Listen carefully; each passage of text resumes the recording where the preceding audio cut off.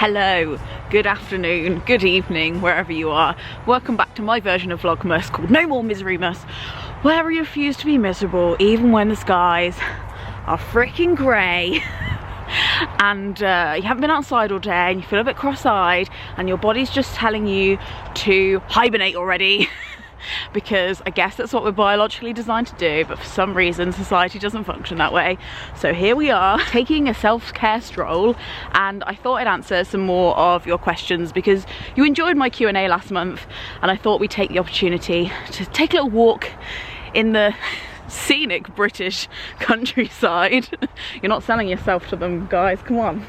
Amp it up, get some saturation in there and have a little chat, because why not? First question, describe your dream coat. I don't need to, it's here. It's haunting me on Depop. It's a lazy oaf coat.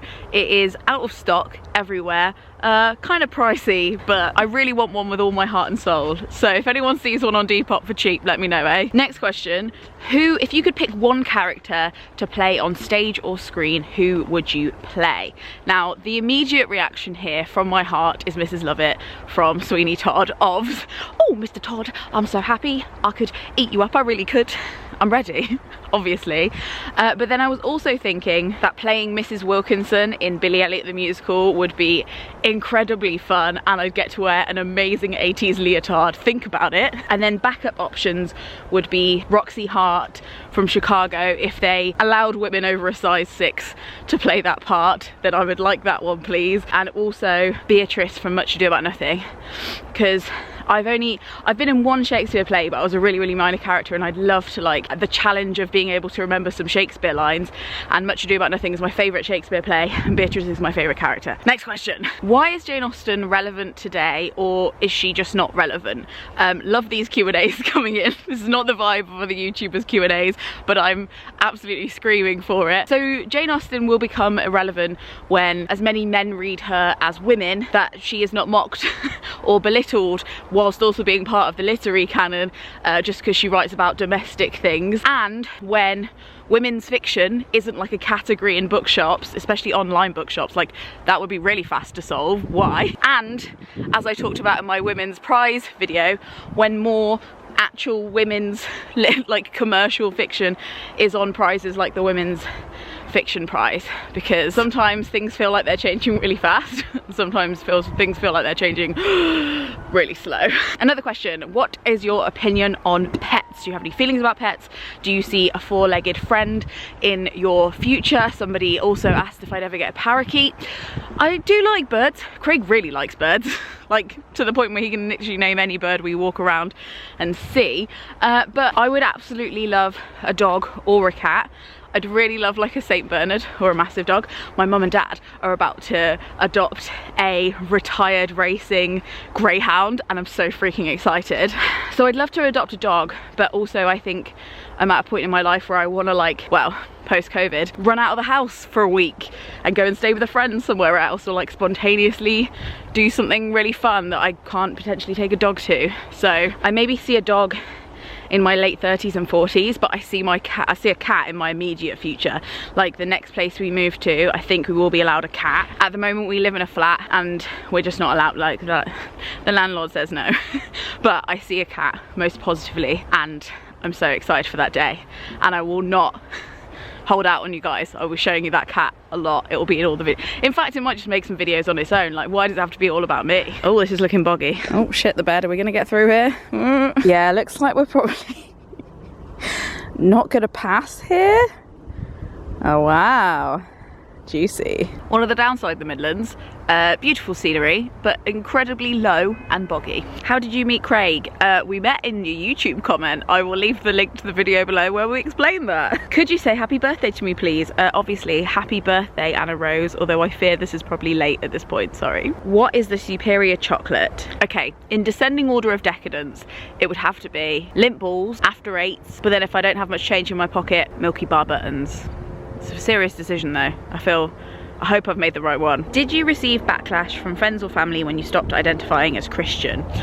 No, although I definitely had to come out as like not Christian to my family, and there was much conversations, a little bit of tears. It's not that, It's more that my friends, of whom I still have quite a few that are like Christian and not in like a cultural Christian way, in that like they actually genuinely believe it. Obviously you have a different viewpoint to them, and a slightly like the base point from which you draw all your other beliefs like is slightly shifted. Although like obviously, I don't know if it's obvious, most of my friends that are Christian are also like left-wing Christians. But also I think like the thing that you face when you leave it isn't so much like actual people, because hopefully the people, well for me anyway, I know that people do lose people by leaving Christianity. I didn't really lose anyone, but I did probably lose the kind of symmetry that I had with some people that now like I just don't. And because obviously we just believe different things, it's just changed. It changed a lot of my relationships, I guess. But then also something weird that people might not think about that you lose, although I gained a lot, was this overwhelming sense of stability. Like, I never thought I would die. Can you imagine only realizing at 21 that you're probably gonna die? And then also this idea that like even if I wasn't part of a church, like I could go to any town, and did, in any part of the country, and go into like my style of church and just turn up, and somebody would put a hot drink in my hands and chat to me and ask me how I was and make sure that I was okay, like anywhere. And obviously it's not like that for everybody, and there are like loads of problems with Christian communities, but on principle there was nowhere that I couldn't find like a small little home in. And I'm sure it's the same with loads of different cultures, but I guess there's like that community stability that you lose, because even if you don't have any like close friends at a church, or if you're not like, if you don't like attend regularly or give any money or anything, there is still this sense that you will be looked after by the church if you're a Christian. And like, yeah, obviously they look after you if you're not, but I don't really, you also get to that point if you've left Christianity, you don't really want that help, but at the same time you kind of miss that underlying sense of a net, even if it wasn't real, you know? Well, that got deep. Let's think about a stupid question for a second. Do you have a Christmas tree? When can we see it? I don't have a Christmas tree because this year we're living in our flat, and next year hopefully we're gonna live somewhere with a garden, and I don't personally own a Christmas tree, so we could either buy one that's plastic, or like I guess a real one, but it'd be expensive and we'd have to throw it out. But my ultimate goal for next year is to like buy a Christmas tree that grows in a pot, and like we can have all year round, and then like move in to the house every Christmas. That would be really cool.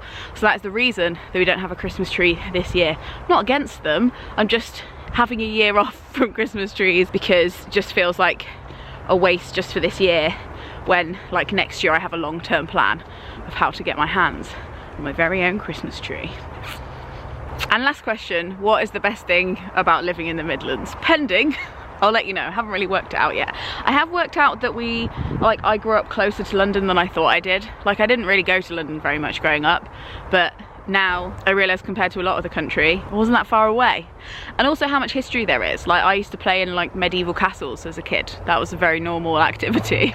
They're free. I used to like bounce my bouncy balls off like the medieval ruins of a cathedral like after my swimming lesson, and there's just loads of medieval history up here that I guess I didn't really appreciate, but I think that's like a really cool section of history, and some Regency history as well. But yeah, I guess I didn't realise that that wasn't normal everywhere, and I do think that's something quite cool about where I grew up that I didn't really appreciate when I was younger, because I was like, there's no culture here, like nobody's here, and I'm like, there are people here, there is stuff going on. It's not as much as a lot of the other parts of the country, but there is some. And also there's this history culture that is bloody fascinating. There are some dog walkers approaching, who I imagine don't know what YouTube is, so I don't want to scare them, so I'm going to go now. But thank you so much for tuning in to this Vlogmas, this No More Miserymas. The rest of the series is here if you want to watch it. Thank you so much for watching, and I'll see you tomorrow. Frogs Nug out.